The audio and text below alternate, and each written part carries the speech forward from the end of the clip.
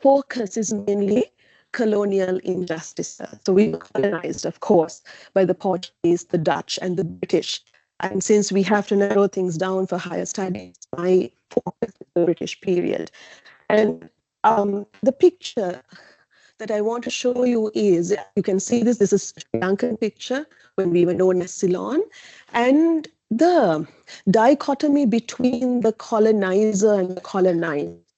You can see that we, the native, we are either carrying the European colonizer in a rickshaw. There was a differentiation between us and the rulers during colonization. And that is one of the things that I'm really focusing on. Before I get into my objectives, I would like to draw your attention to something that I read about and was one of the catalysts for my topic, the topic I selected. The Mau Mau resistance in Kenya. Kenya was, like us, a colonized country. Of course, they achieved independence much later, in the 1960s, whereas we got it in 1948. There was a resistance by this tribe, they were called the Mau Mau. They had lands and they were taken by the settler colonialists. They lost their right to land and they resisted. So all these are rebellions.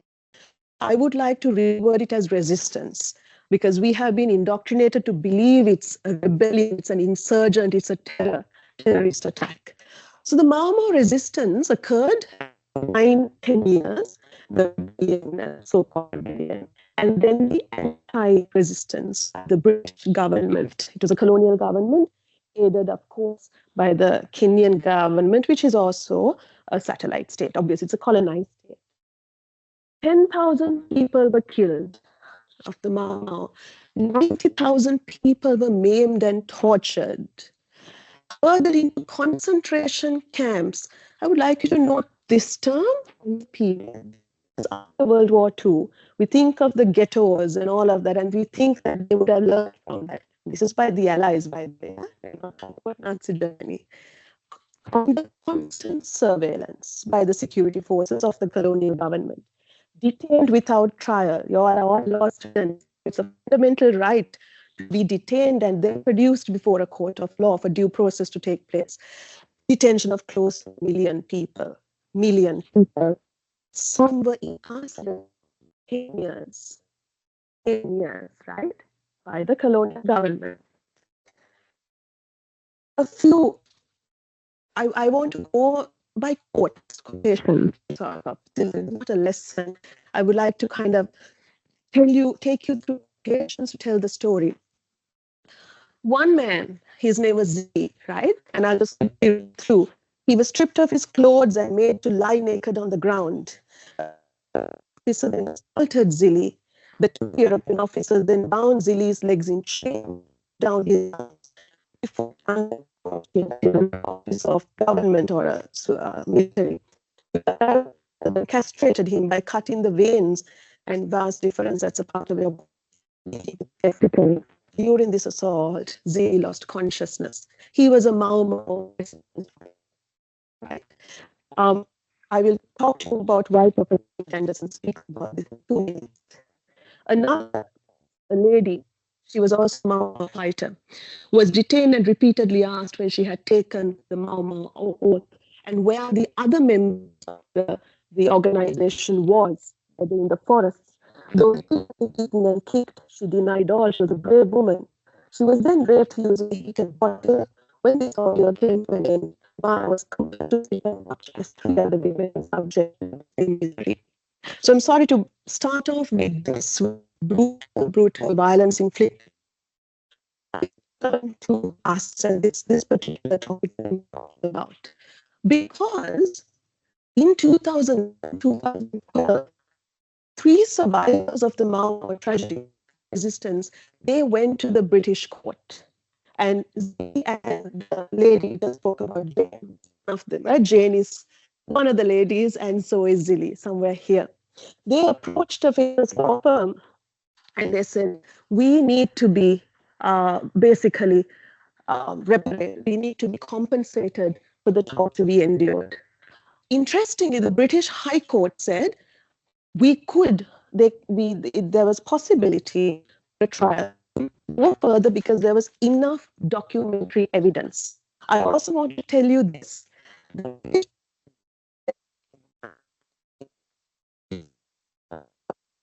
Documentation, they also hit the documentation is for a place called Henslow, where some of the professors had to go and unearth this, right? Claims are not time barred, right? To 2000, you know your statute of limitations and that sort of thing as lawyers.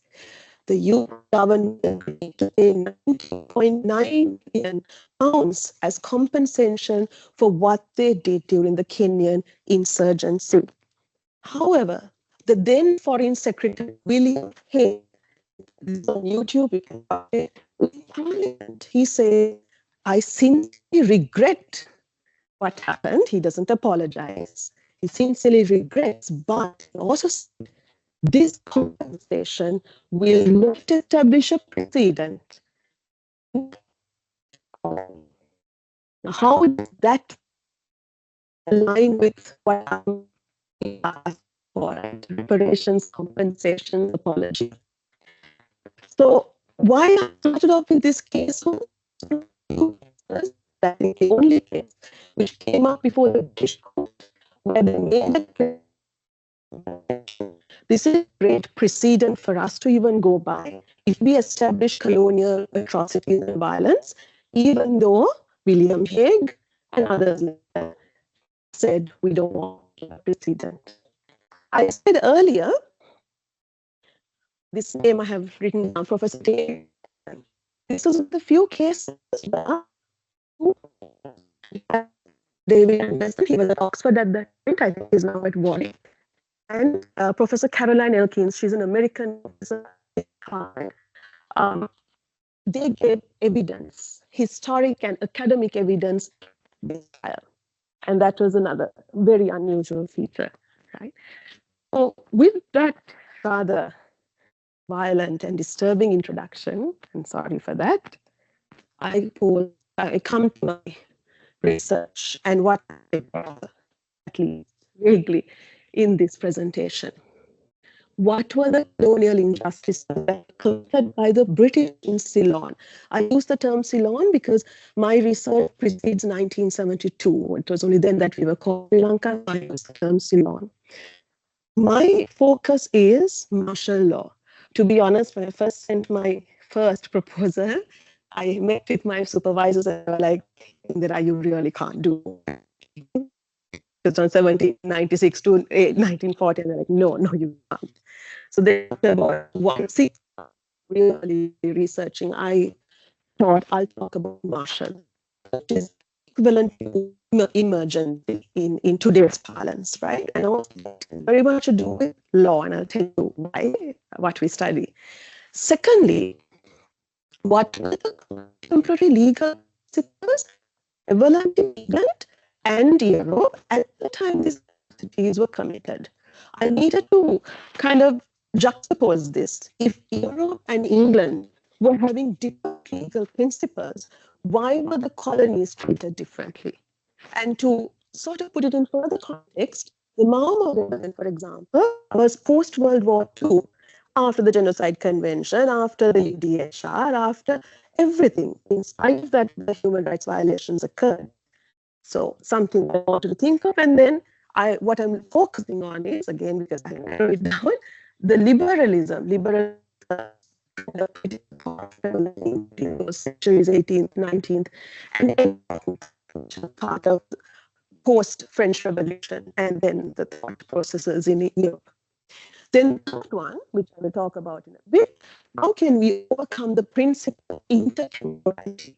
So you guys, one day you study international law, maybe at a master's level, because we are not taught this at undergrad level. It's not part of our syllabus, even in the local or the London program. Intertemporality is something very, very important for people like the global south, right? And ultimately, that is what we asked chapter, hopefully next year. How can we see for solutions, either under British law or law, as we go into asking for reparations. So this is a very, in a way, it's a very kind. People are getting, they're becoming very, very aware of the injustices that occurred during the colonial period and asking for solutions, right? So I talk a lot more than it like, so we'll just say it out, verbally. Um, what what happened during the martial period in the Sudanese context? So you would have studied during 1818, 1948. Law was imposed in 1948 and 1915. 1915, of course, was preceded by a very problematic Sinhala Muslim riots. So I will not focus on that aspect, but how the government responded is what I will focus on in my class, which was disproportionate. But for the presentation, I will focus mainly on 1818 and 1848. 1880 was Lhasa, if you recall, and that is 3 years after the British took over the Kandyan Kingdom. They were violating the Kandyan Convention, which was, of course, a treaty, right? It was not that they conquered as such, it was a treaty. And even in the 1950s, SWRD Bandaranaike says in Parliament, we are different. Ceylon is different to a conquered nation. It should be defined as a country which got seceded through a treaty, through agreement.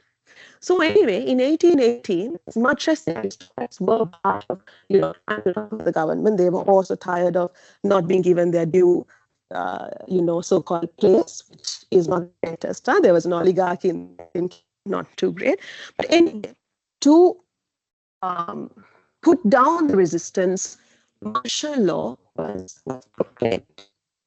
Now, on four people that you study as well for common law or the famous academy. Before 1818, Blackstone in 1765 laid down or spoke about in his books actually, I forget the edition, that martial law is no law at all, right? And it is something indulged rather than allowed as law, so that there's not a legal principle. It is bred out of the distemper of the state. That is, there's something cancerous within a state which puts down martial law, right?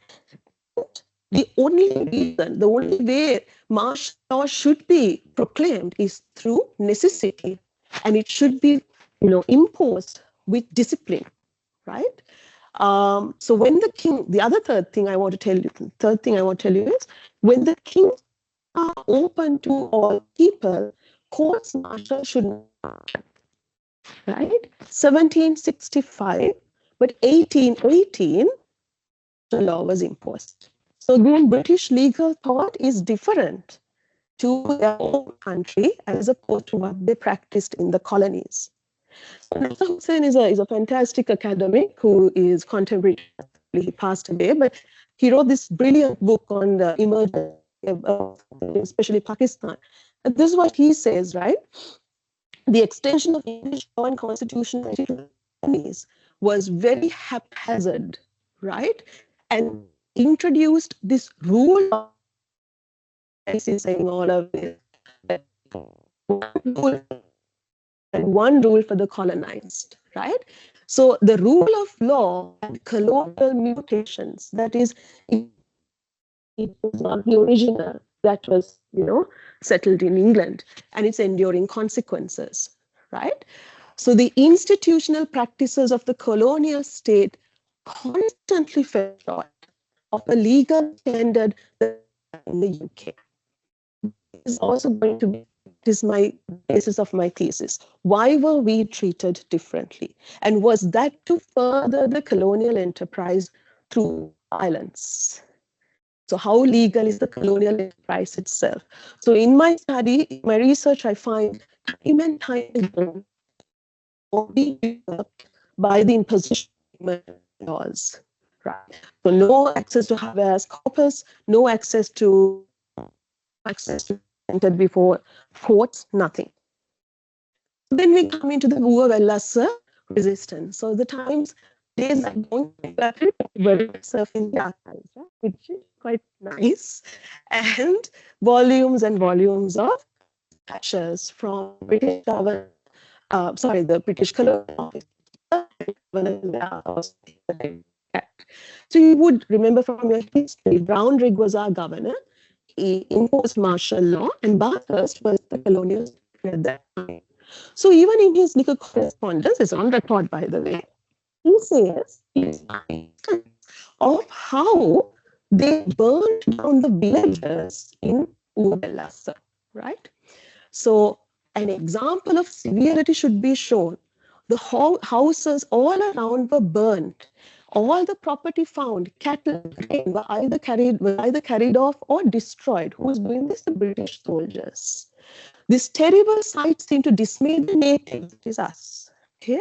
They ceased to shout or skirmish at a distance and only ventured upon the plain to gaze in silence. Is gone. Upon which consumed their habitations. They seemed panic-struck at the rapidity and undaunted courage with which our troops had advanced upon them. They had no time to remove any part of their property. They saw the hopelessness of their course. So the bravery of their courage, but we are hopeless. Is it legal then to cattle, the property, the houses of civilians to put down a resistance? Aren't these violations of law? I just gave you a snapshot of 1880. Unfortunately, I don't have time to go talk about it. Have heard about it. 1848 was another factor, right? It was a very strong resistance because the agrarian classes came up. Once revolted mostly for the taxes against the British government. Torrington, the famous man, right? We call it famous, I don't know, called Torrington, right? He writes again, or he doesn't write it, Captain Henderson, fantastic book that is published contemporarily to the rebellion, right? He talks about it. He was somebody who accompanied. You know what he says, right? He says, it is absurd to suppose that the first shot was fired at the troops. So this happened in Matale. Now they get the news that people are revolting. Army is dispatched, and what they're telling people is that the rebels, the so-called insurgents, are the ones who are violent.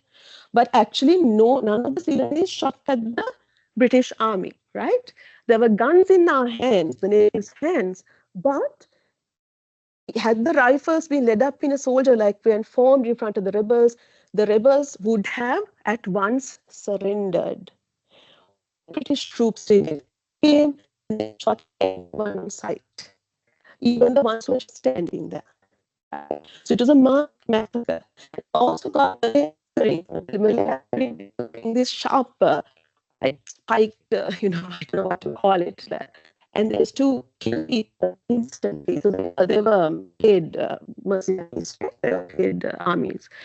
Now, this was not the case, right? They didn't fire on us. Shots were fired, but I believe they were all fired by the soldiers. So only the soldiers fought, who had become mixed up with the natives. Now, this is in 1848. These people in the record that shows within 24 hours, the suspects were executed by courts martial, right? The courts martial the same way civil courts do. The procedures military people sit in judgment, and you might not give a presentation. You are just, called up, and the sentence is passed.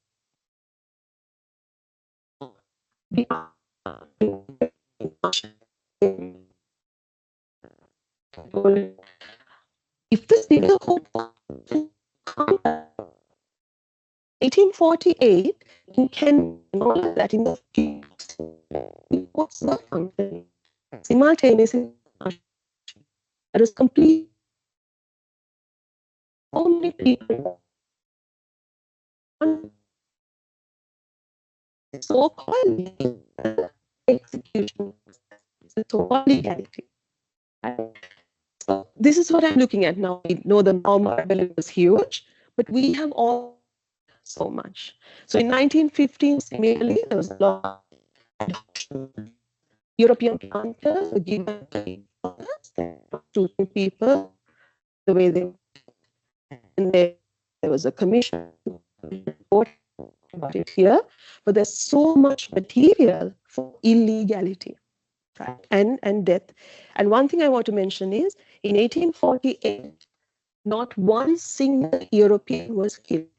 Nobody. Only thing that happened was in Matale, there was a planter. His hands were bound and he was kept in the floor of his house. That was the only thing, right? And yet, quite a number of our people were shot either in a skirmish or through courts martial. Torrington's work was really, famous in England. And about 1,000 documentation is there for us to study about the law and what was the theory that Torrington should be recalled, atrocious, complete. But even that proposal in Parliament was defeated. 202 people voted in favor of the proposal, 282 voted in against.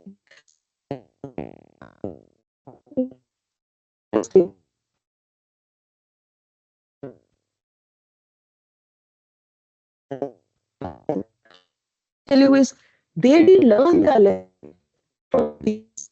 There was in Jamaica in 1856 another very similar rebellion, resistance fighters. In 1915 here, then of course you saw very recently, 1950s, the Malmo rebellion. The issue is, why did not the British Empire learn from all of this and control governors acted? Right? So far, any things that you want to explain? Right. So in my studies, I have found most of the time you know regarding proportionality, this reality martial law was imposed, right? And international humanitarian law, one of the cornerstones, you can't declare war having disregard to this, right?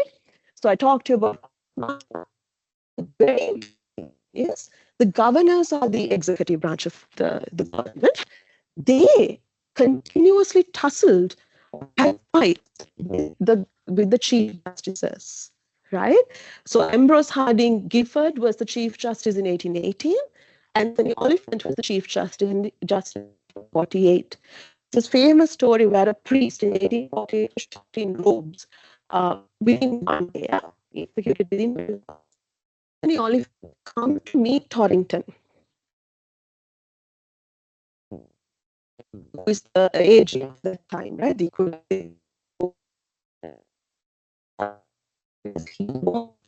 this priest killed. They want to kind of impress upon you again what is going on. Means right? So we have a cause of action. We do, right? In that sense. So the Supreme Court sometimes these rebels, they are not executed.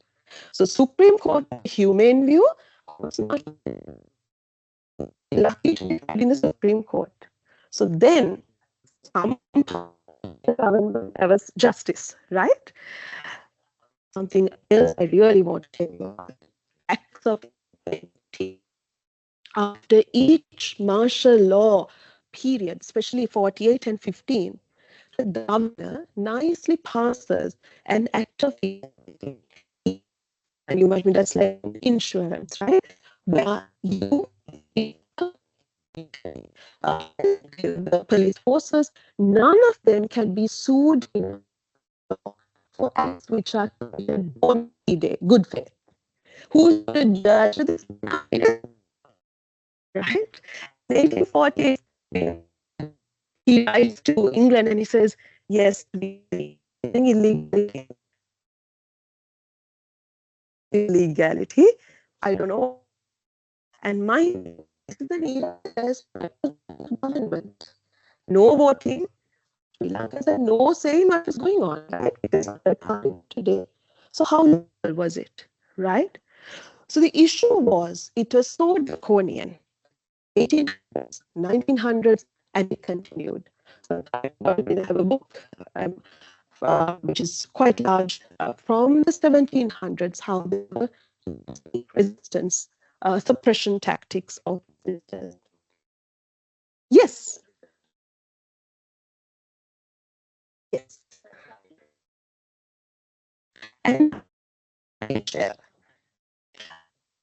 in the older book, the like Coke and Blackstone also refer to this, even in the older books, though they don't call it admin law or IHL.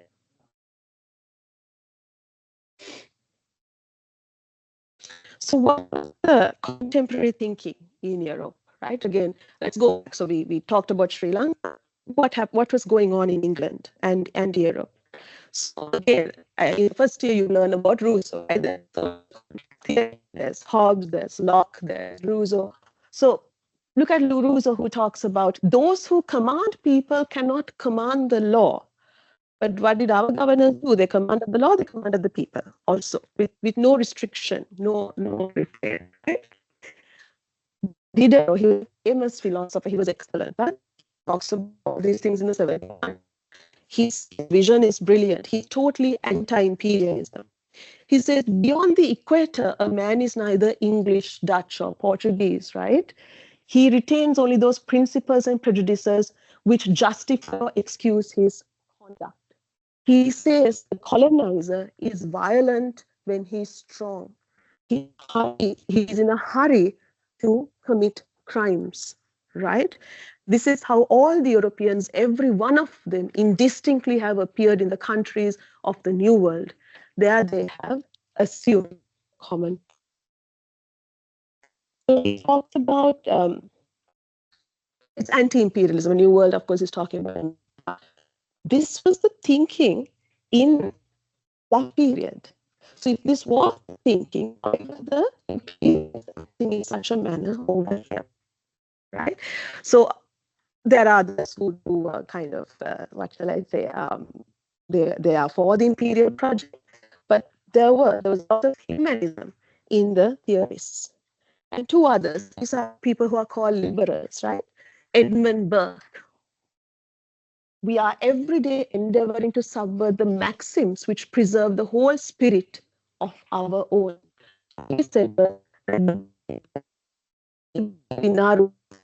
we believe in liberalism. Today, whenever we go out of our country, we are very normal. And he said it's time that the British give up. Okay, and there's no liberty in the colonies. So even Adam Smith, who's a famous liberal and a famous economist, he said the same. It's very basic liberal thinking in that period. Look at the context in Sri Lanka. What happened? How legal was it? So anything to clarify before I go on to just a bit more? Yes. Yes.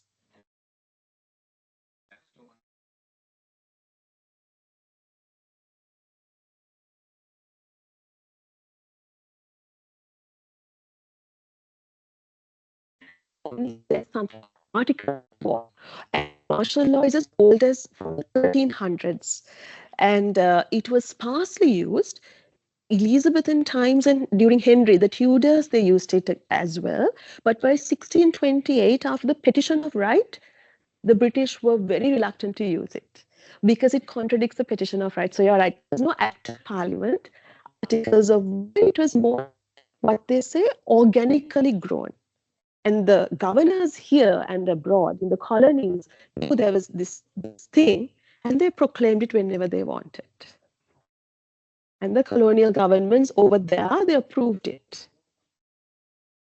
So the legality of its proclamation is also problematic. Is the other thing.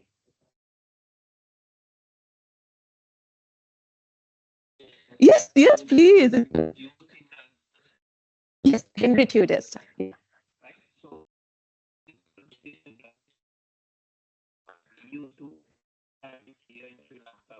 Yes. In a little bit, I have seen where they tried the civil court sometimes, and they had said, "We won't execute you, we will sequester your property." So they were spared their lives most of the time, unless they were taken in battle or slain in battle. That is open confrontation. But after they were taken to court, they were given a sentence, a more reduced sentence than what we saw here. The interesting, thanks a lot.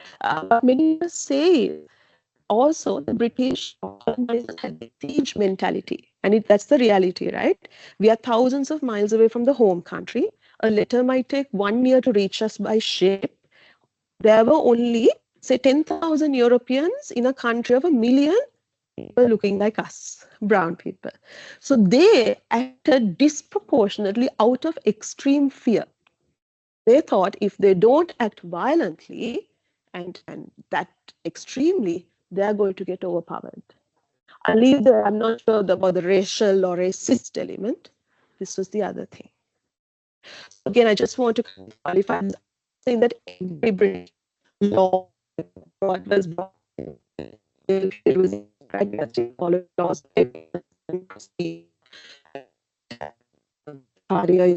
Was very, very things like that. So there was good things as well.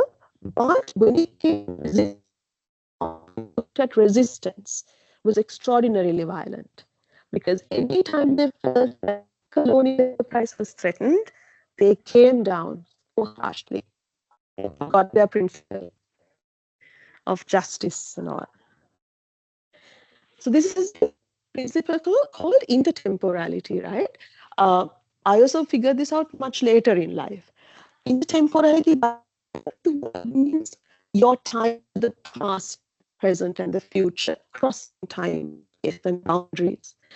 Now, in the 1920s, the principle was laid down in this famous case, the Palmer's case, right? US versus Netherlands, 1928.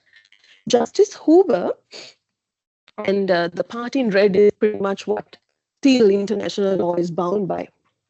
A juridical fact must be appreciated in the light of the law connected with it, and not of the law in force at the time when a dispute in regard to it arises or falls to be settled. The block is this: if we ask for colonial reparations or apologies, they will come out and say, but the law at that time did not criminalize colonialism. And this is settled law. This is part of customary international law. And unfortunately, also part of this 2001 International Law Commission's responsibility of states. So now, how do we circumvent this? I thought about the issue, but legal principles were there of humanity and enlightenment contemporarily. Still, for all, we're to sorry, Melody.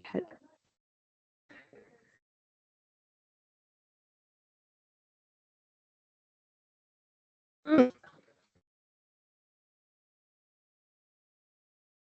Yes, yes, yes, yes,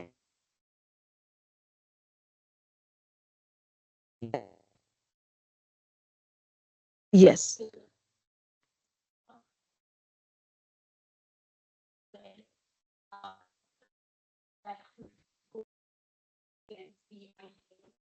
Law principles. Yes, yes.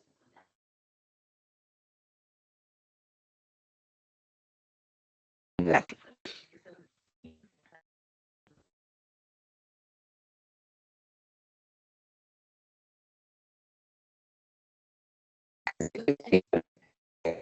Yeah. Yeah.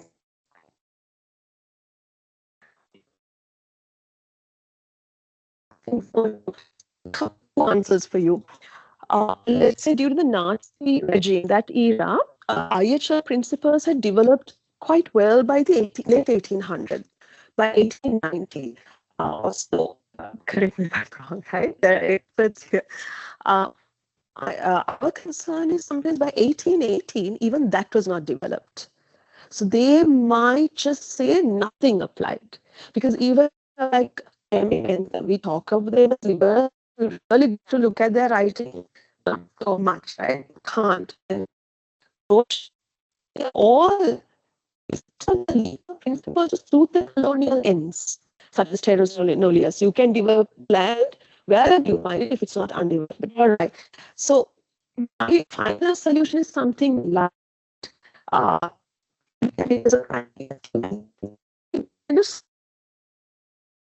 this island of palm uh, worry. So one of the suggestions that we try to do with colonial use should be so thank you for that. There's another issue, civilizations. I'm glad you brought that term up. Many of the international legal principles in the 1940s, when they came together, they said that we are uncivilized nations. So we are not part of it. That issue is also there. We were excluded from, and that's, thank you so much. I'm coming to that in the next slide, right? Which is my fourth point, find redress under international law. I'd like to just draw your attention to this side before here. So this is a writer that I just adore. I love his writing. He's a professor, a Finnish professor. He's brilliant. He talks about how when Sri Lanka, Ceylon, wanted to become part of EU as late as the 60s. You know what they said? We are a new state. We are very new to Japan. We have a history of centuries, which again Alexander says in another article, where he says the courts of Kandy and part in India, I think, were among the first extensive treaty making. And we knew how to negotiate, and we knew our international advisor. This brings me to my next, the United. Sorry, you might like it. This is just my opinion. We were not part of the international lawmaking process after World War II. The system was made to recognize these, the powers, the colonial powers which are colonizing, and we were not stakeholders in the making of international law. And that is the other problem. So even as late as this, we were fighting to be known as a state and not a state of uncivilized people or barbarians or a new state. So where do we stand? How do we ensure that international law we respect us as well? Many people, and I'm sorry I can't go into detail, but these are some of Alexandrovich, Shomon, Baxi, people I really like to read, claim that Indian law, international is Eurocentric. So we learn international law as the doesn't carry it all in. Later on, you understand it is post World War II. It is very Eurocentric. So in that sense, how should we ensure that international law helps us out also to a justice, right? That is what not recognized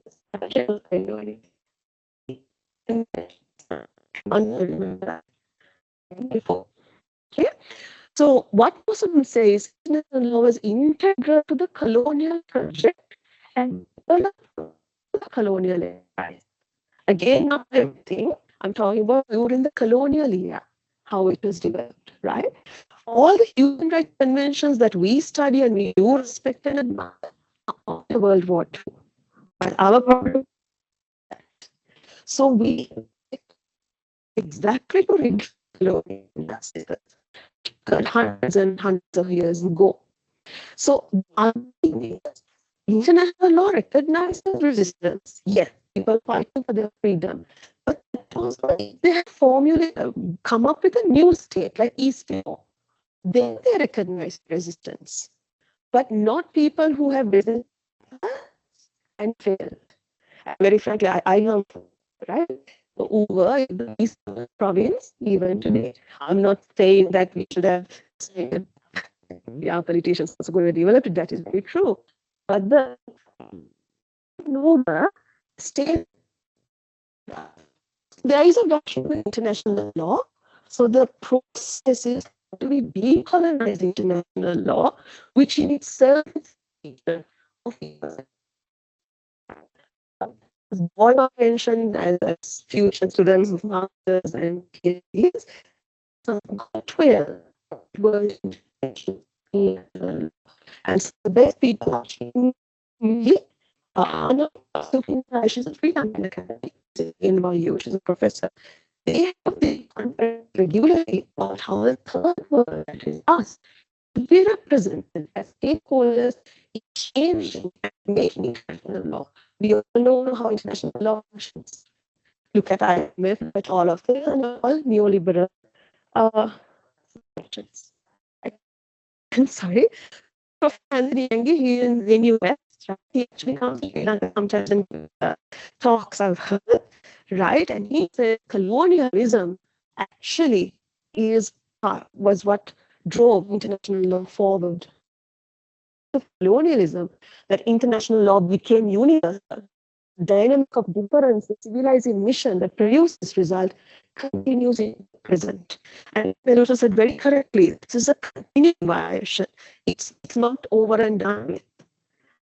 Last year or 2 years ago, there was a lady in the British Parliament, and she was Caribbean, of Caribbean origin, and she asked Rishi Sunak, the then Prime Minister, will you take reparations? Will you apologize? This is what Rishi Sunak, of Indian origin, said, trying to unpick our history is not the right way forward and is not something we would focus on. Do we as Ceylonese have hope of apologies and reparation? I don't know, right? And this is Alice Sachs. He was a fantastic Friday in the ANC. You can see he lost Nelson Mandela. He says it's the injustice of the pain. It continues to this day. It is transmitted from generation to generation. That's what we are talking about. It is not just money, it is redress for injustice. And this is my final slide.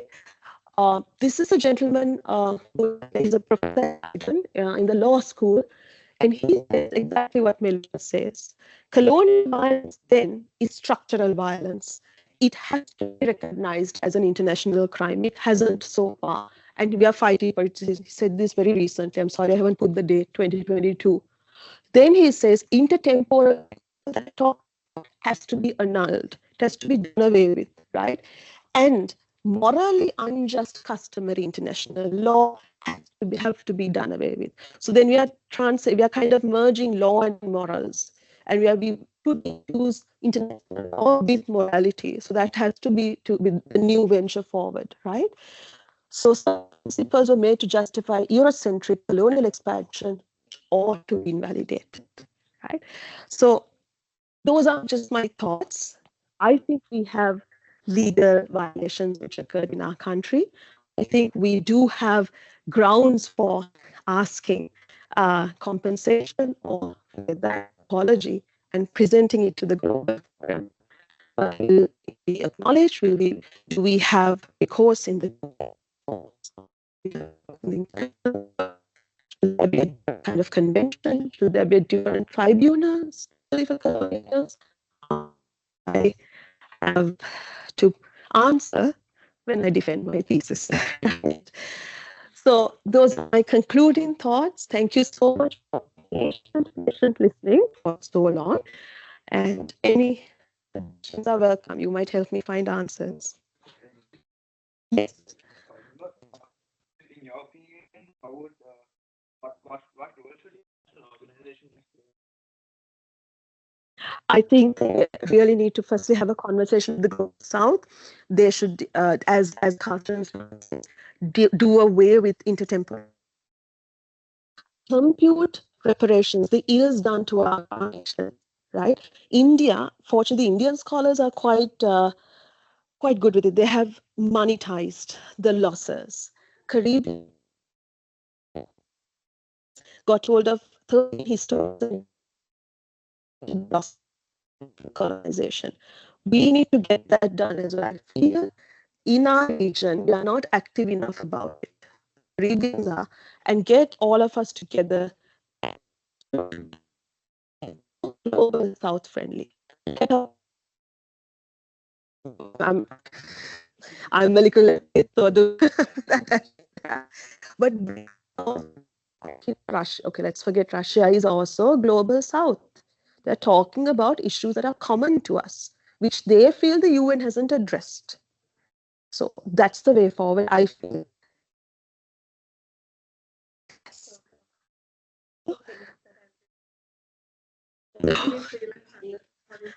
Not at all. Yes. Yes. Is that retrospective law? Now, one primary text of your research is martial law that prevails. So on forward. My question is, if now you are trying to challenge to say that the British governors and the entire administration were not adhering to that, and then to sort of one argument, I believe, we can say that proportionality issues, and in terms of judicial review, things are not. I don't know whether you're addressing that part or because the martial law that you're looking at updated now, how practical it is to make that argument. That is one thing. Two is that objective. I was not maybe perhaps I no, not at all. Just again and again is that I know that we were colonized. Prior to that, we are a country very dictative rulers, and people didn't have any sort of. We did have our own system of and but if you read the text of Robert Knox and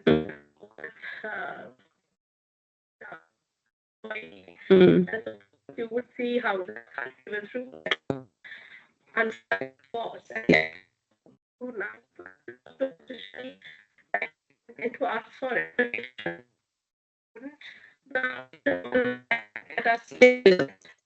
And they gave us their system just and we because of them. But my very ill thought out response would be still for all it power of colonization and going into somebody else's land. If so, you should allow those countries to develop organically. Japan was not colonized. My thing is, yes, I am not saying Vikram Sri Vikram was good, or you see that there were barbarous modes of punishment. And like I said, infanticide, so many things were going on, and the caste-based discrimination was terrible. A woman who married someone out of the caste would be, told to get out of the Candian kingdom. But my thing is, we might have been allowed organically. We ought to be. You can't go to someone else's house and you should do your paint your walls like this, the shutters like this. You might improve it, but what right do you have?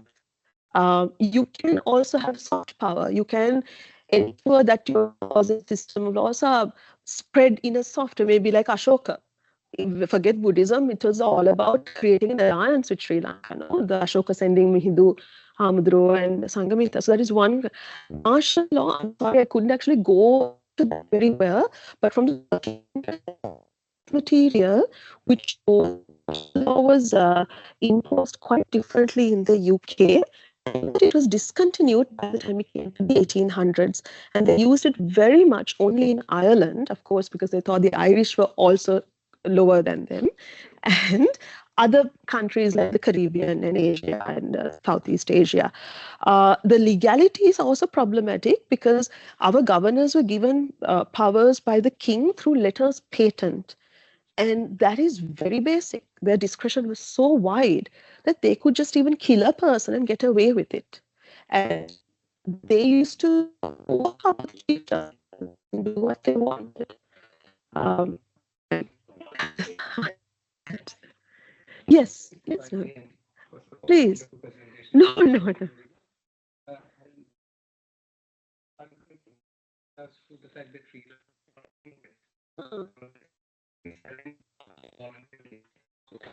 Concept of and also pairing that up with what you said about how the colonizers viewed us as uncivilized people. This idea of assimilation, in fact, is happening that way, because now, given that this wasn't a conquest, just the Candian kingdom, though. I'm sorry, I forgot to make that.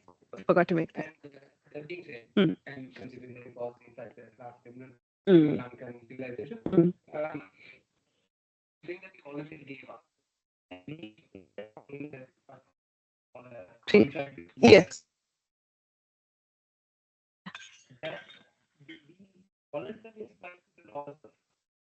And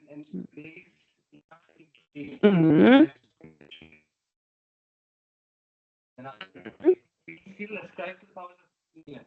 And at the time, I think it very much points to the fact that they had a difference in terms of how they treat insurrections in the UK or England as versus what they do in the colonies. So with this idea of assimilation, don't you think, and borrowing from things in history, like for example Alexander, he conquered a foreign land, even in conquest. He, when they voluntarily gave up power, he would allow for them to carry out their laws and traditions. So if you look at history and how even natural law comes into being, I think the English really borrowed from the Romans. Yes. It also released the idea of assimilation. Yes. But Yeah. so having said that, Yeah.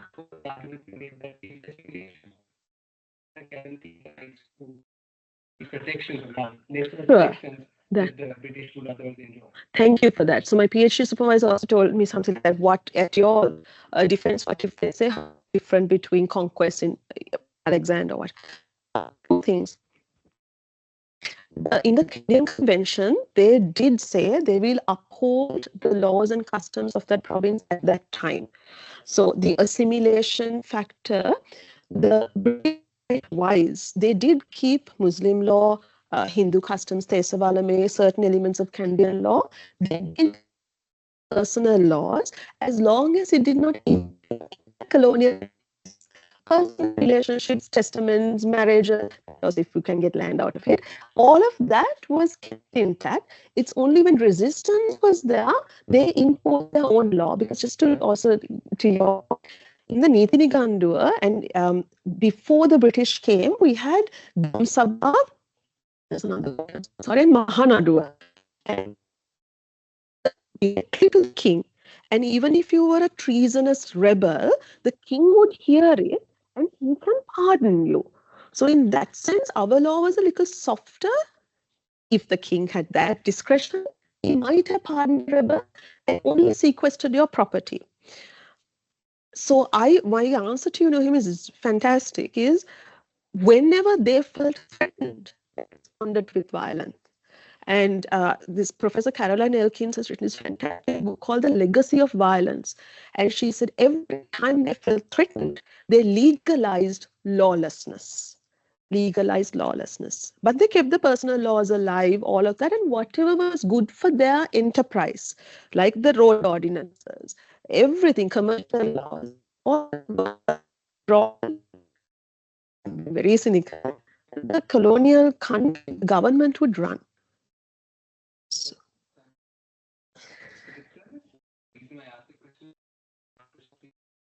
Yes, thank you.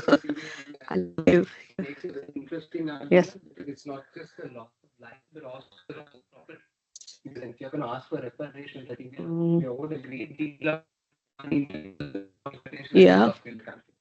That being said, I think that assimilation argument, Hmm. at least to some extent, Hmm. justify some of those costs. Because Yes. I think quantifying life would be Yeah. much more difficult in there as opposed to quantifying, I suppose, property Yes. which was lost. I think. Do you think what should be the first step? Do you think that we should take a first step that involves just quantification of losses for property and perhaps reparations along that line, and then perhaps move on to the more difficult things? Thank you for that. First step, I want. They're not apologizing. They just says, yeah, deep regret. Deep regret. First is apology. And then, yes, I would say loss of life may be, but it should be tokenism. How can you value it? And the property, because you really can't quantify it now. When you look at some of these dispatches, right, 1881, go through it, now people are killed in courts. The only thing the secretary writes to the governor about the arak, the salt, uh, these capital and all have to be taken out of, they have to be sent to Mauritius. That the passage and their clothing, send it out of the Candian kingdom, their money. Don't use our money. And also, we have no other money to spend. You have to spend it all on your own. And the governor, funny enough, one of the governors says people are dying from smallpox.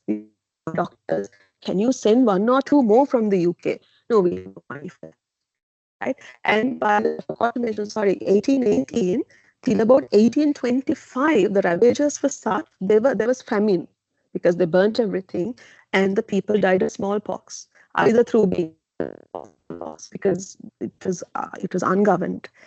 They had no feeling for people being killed. Thought, celebrate the king's birthday, the king's picture must be hung in the hall. Like, that's a lot of aloofness to what was going on. So at least an acknowledgement to what happened. Thanks. Yes. Yes. Yes. Yes. Yes. You're right. Yeah.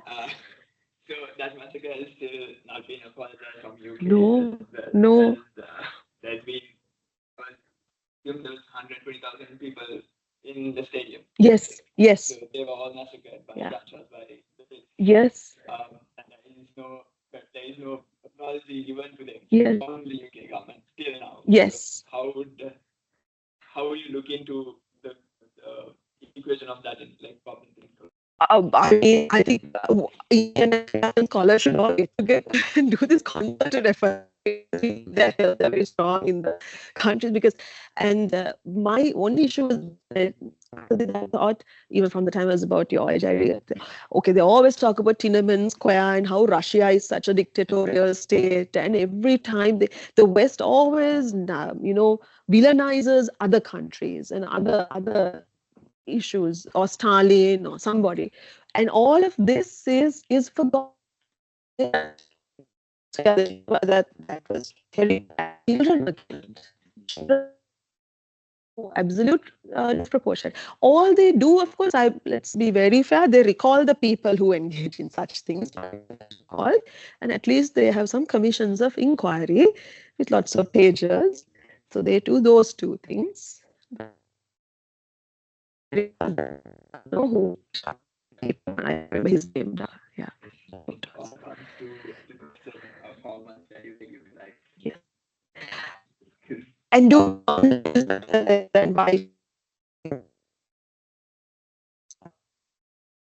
Sort of. It is they talk about insurgents, pretend vagrant who's dirty and smelly and he's with his vendors. They never give the due respect to the opponent also. That's not like nothing like that also. It's in that language, so it's so ingrained in their communications. Anyone who dares to oppose them is opposing the justice and the goodwill of the UK government. But not that they are wrong. Yes, please.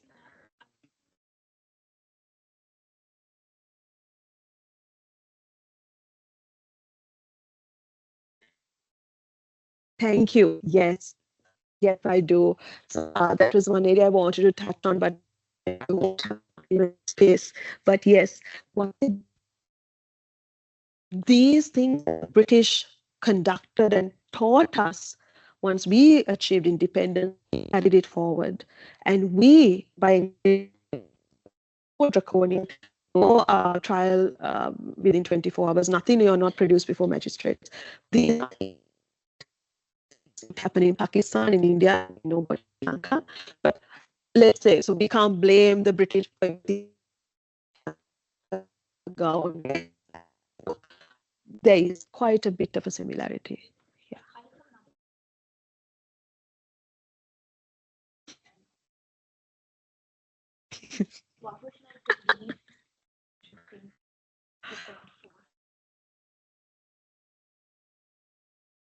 So weird, but nothing so far.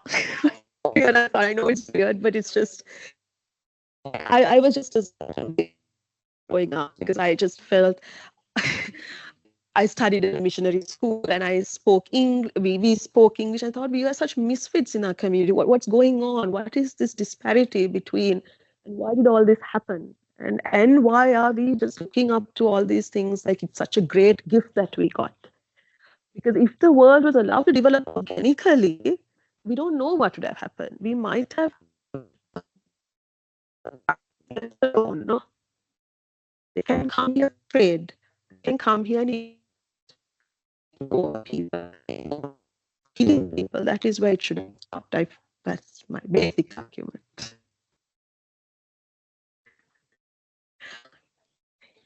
Thank you. Thank you so much for really being wonderful and attentive, especially post. And really appreciate all of you coming as well. I hope I didn't put you all to